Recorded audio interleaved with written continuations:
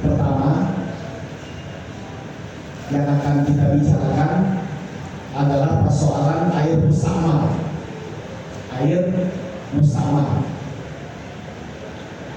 Saya mengingatkan kembali pembagian air yang tertulis dalam kitab Fathul Qorib.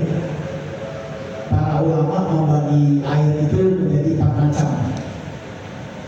Yang pertama adalah air mutlak, air yang suci pada zatnya dan dapat dipakai untuk bersuci.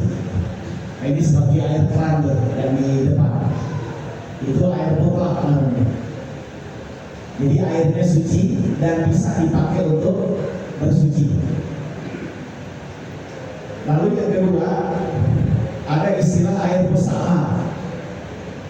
Air mustamar itu artinya air yang sudah pernah terpakai untuk bersuci.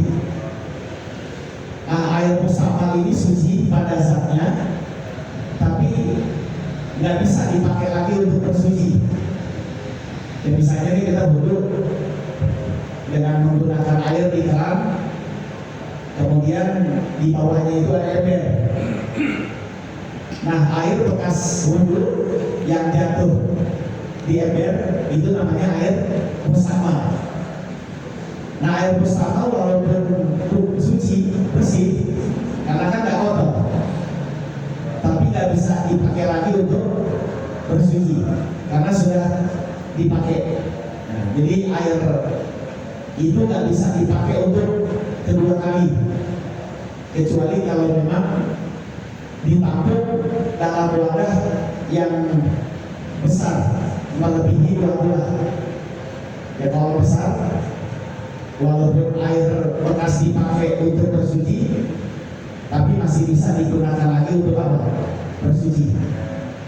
Karena air yang mencapai 2 bulan ini tidak bisa dinajiskan oleh apapun.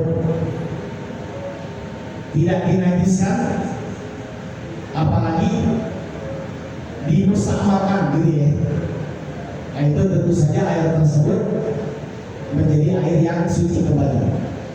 Nah, ini mustamar. Nanti ada lagi bagian air yang ketiga namanya musyammas, yaitu air yang terjemur di panas sinar matahari, di iklim yang panas. Air ini suci dan bisa dipakai untuk bersuci, tapi makruh gitu ya.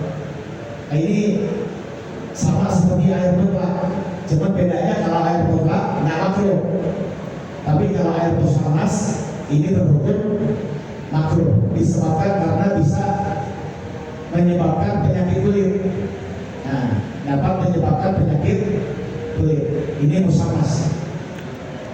Nah, nanti yang keempat namanya air mutanajis, air yang kejatuhan najis. Air tentu saja airnya najis dan tidak bisa dipakai untuk bersuci. Nah, itulah 4 macam air yang dibagi oleh ulama sebagaimana yang dicatat dalam kitab Fathul Qorib.